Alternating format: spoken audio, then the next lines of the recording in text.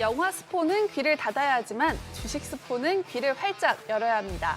내일장 놓치면 안 될 핵심주를 알아보는 주식 스포일러 시간이 찾아왔습니다. 자, 올해 국내 증시가 뚜렷한 주도주 없이 테마 장세를 연말에 연이어가고 있는데요.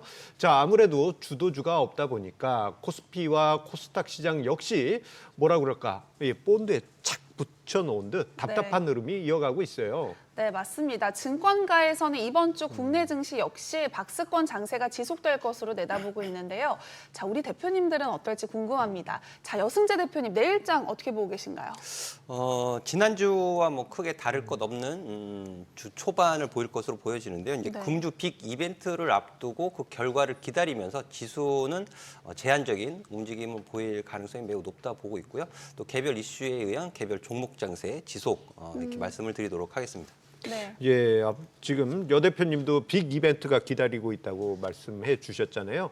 자, 이와 관련해 가지고 심 대표님께서도 앞서서 방송 초반에 그 빅 이벤트들이 무엇이 있는지 설명해 주신다고 하셨습니다. 자, 이번 주에 기다리고 있는 빅 이벤트들 어떤 것들이 있을까요? 예, 이번 주에 일정이 좀 많은데요. 순서대로 좀 말씀을 좀 드려보겠습니다. 일단 내일 밤에 이제 미국의 CPI가 발표가 좀 됩니다. 네. 일단은 헤드라인 CPI 같은 경우는 이제 전월에 3.2%에서 이제 3.1%로 소폭 낮아질 걸로 지금 기대를 하고 있고요. 다만 이제 근원 CPI 같은 경우는 전월 4.0%, 이번 달에 지난달에도 4.0% 이렇게 동일할 것으로 일단 예상이 되는데 네. 이거보다 예상치보다 낮게 나오면 일단 호재로 좀 작용을 하겠죠. 그리고 이제 가장 중요한 건 이제 목요일 날 새벽에 이제 발표가 되죠. 미국 이제 FOMC 회의가 발표가 되는데 이제 우리가 이제 주시해야 될 거는 이제 내년도에 금리 인하를 도대체 몇 번 할 거냐라고 이제 점도표에서 아마 얘기를 해줄 건데요.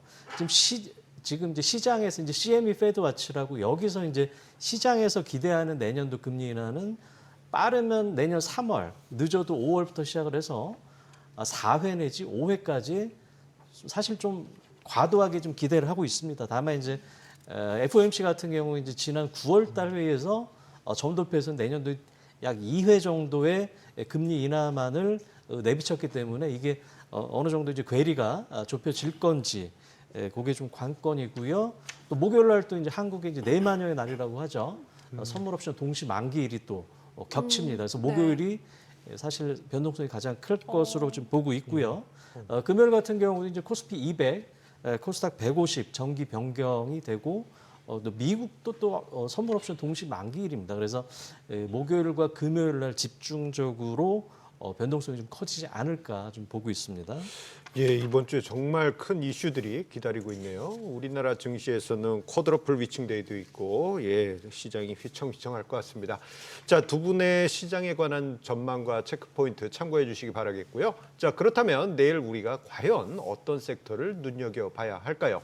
자, 두 분이 스포해 주신다고 하십니다. 심사숙고해서 준비하신 내일장 핵심 키워드 바로 확인해 보도록 하겠습니다.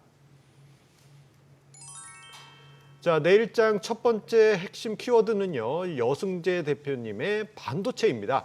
자, 지난주 여승재 대표님께서는 개별 종목 장세에서 일일이 대응하기보단 반도체에 집중하는 게 낫다 이런 이야기도 해주셨었는데요. 자, 특히 이제 관련주들의 강세가 지난주에 두드러졌었는데, 자, 이번 주에도 역시 반도체주를 관심 가져야 하는 이유 어디에 있을까요? 지난주와 뭐 크게 다르지 않은 의견을 좀 드리고 싶은데요. 개별 종목의 이 빠른 수급 변화 이런 부분들을 일일이 대응하고 따라가시기에는 굉장히 좀 어려움이 따른다라는 말씀 다시 한번 좀 드리고 싶고요. 반도체 섹터 내에서 집중을 하시는 것이 이제 보다 안정적인 계좌 운영에 도움이 된다라는 의견 다시 강조해서 말씀을 드리고 싶은데요. 이런 부분들이 이제 지난주 오픈엣지 테크놀로지라든지 가온칩스 같은 경우에 지난 주말 급등을 보이면서 반등에 성공하는 모습을 보였고요. 네. 이게 급등할 때 따라가시면은 꼭 또 단기적으로 스트레스를 받으실 수 있기 때문에 이런 부분들 좀 참고를 하셔서 보실 필요가 있겠는데요. 또 내일에는 또 윤 대통령이 네덜란드 이제 방문을 해서 오늘 방문을 했지만은 ASML 본사는 내일 방문이 또 예정이 되어져 있죠. 이제 따라서 또 HBM 최근 쉬는 모습 보이고 있고 온디바이스 관련해서 강세를 보이고 있고 반도체 섹터 내에서도 좀 엎치락 뒤치락하는 순환매의 흐름을 보이고 있기 때문에 이런 부분들 참고하셔서 반도체 좀 가려져 있는 종목들 관심을 주시면 좋을 것 같습니다. 네, 급등할 때 따라가지 말라고 하셨는데 가려져 있는 그 종목 과연 어떤 게 있을까요? 제가 오늘 준비한 종목은요. 후공정 자동화 장비 업체인 제너셈하고 또 이제 시스템 반도체 쪽에 있는 어버버 반도체 이렇게 두 종목 준비를 해봤는데요. 네. 이제 먼저 제너셈 같은 경우에는요, 2015년 업계 최초로 EMI 쉴드 이 공정 자동화 장비 개발에 성공을 했고요. 이런 부분들이 성과를 내면서 2022년에 EMI 쉴드 장비 부분 매출 1위를 기록할 정도로 좀 최강자의 위치에 있다라는 말씀 드릴 수 있겠는데요. 이제 이런 반도체 집적도가 높아짐에 따라서 전자파를 차단하는 이런 공정이 부각을 받고 있다. 이렇게 이해를 하시면 좋을 것 같아요. 실제로 아이폰 7 이후서부터 이런 공정이 적용이 되기 시작을 했던 부분이 있고요. 이제 특히 비통신용 비메모리 반도체의 경우에 이 과도한 전자파에 의한 칩 오작동 이런 부분들이 이제 우려가 되고 있기 때문에 향후에 이런 오작동을 방지하고 집적도가 높아질수록 전자파 차폐의 공정은 계속 필요성이 증대되고 있다. 이렇게 설명을 드릴 수 있을 것 같습니다. 따라서 이 동사의 실적 면에서 꽤 긍정적인 내년 실적을 기대할 수 있다라고 할 수 있겠고요. 네. 이제 두 번째 종목 이제 그 어버버 반도체 같은 경우에는요. 사실 이제 MCU 종목으로 많이 알려진 종목이에요. 하지만 이 어버버 반도체 같은 게 올해 실적이 좀 솔직히 좋지 못했습니다. 하지만은 이 MCU, 인베디드 시스템. 근데 인베디드 시스템을 좀 설명을 드려야 되는데 이게 좀 길기 때문에 시간 제약상 여기서 설명을 드리기는 좀 어려울 것 같고요. 백발백중 오픈 채팅방을 찾아오시면 제가 이 인베디드 시스템에 대해서 좀 자세하게 설명을 드릴 수 있을 것 같은데요. 어쨌든 이 투자 포인트는 AI를 활용한 사물 인터넷 등 모든 연결 기기의 원활한 작동을 위해서는 MCU가 꼭 필요하다라는 것이 되겠고요. 그 MCU의 어떻게 보면 강자라고 볼 수 있는 어버버 반도체가 내년에는 턴어라운드 할 수 있는 긍정적인 환경이 조성되어지고 있다. 이렇게 말씀을 드릴 수 있겠습니다. 네, 인베디드 시스템 말씀해 주셨는데요. 자, 더 자세한 분석과 전략이 궁금하신 분들은 카카오톡 채널 백발백중 월요일을 통해서 만나보시기 바랍니다. 자, 계속해서 내일장 주목할 핵심 키워드 바로 확인해 보시죠. 바로 PG, 전자결제입니다. 지난 시간에 해외 직구 물량이 크게 늘면서 관련주에 주목할 필요가 있다라고 말씀을 해주셨는데 이번 관련주 역시 높은 주가 상승률을 보여주기도 했습니다. 전자결제 역시 비슷한 이유로 준비를 하시지 않았을까 싶은데 맞나요? 예, 맞습니다. 이제 2주 전이었죠. 제가 네. 이제 알리익스프레스라든가 테무, 이 쉬인 같은 이제 중국 해외 직구 물량이 이제 폭발적으로 증가를 한다. 이제 그런 그래서 이제 제가 이제 택배주를 말씀을 드렸고, 맞아요. CJ 대한통운이라든가 이제 한진 같은 경우가 이제 약 20% 정도 상승을 했고요. 네. 똑같은 논리입니다. 고점 대비 마이너스 50에서 70% 정도 낙폭 과대 빈집에 이렇게 조그마한 모멘텀이 생겼다.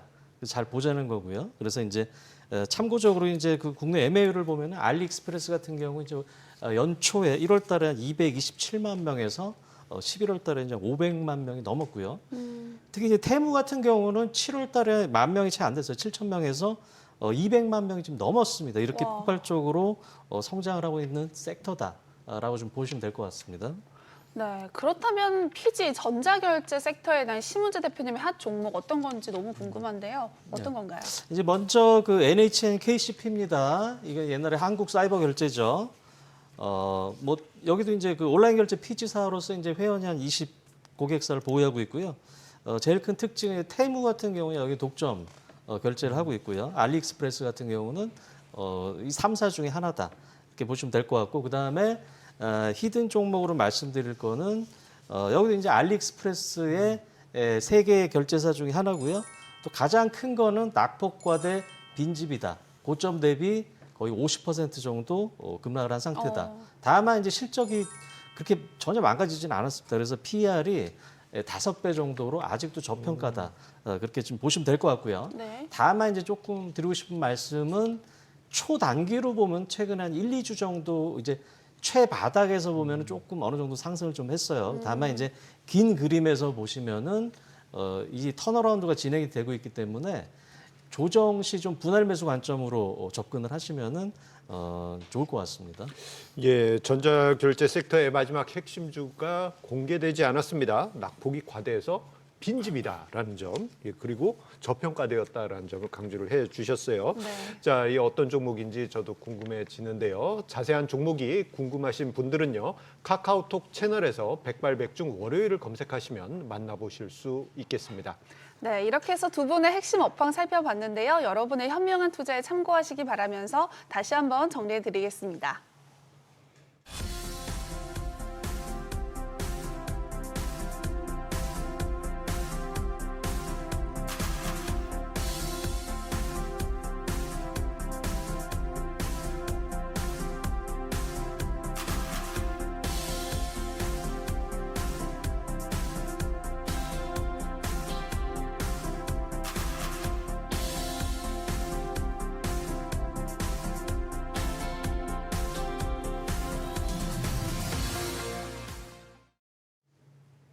저희가 준비한 소식은 여기까지입니다.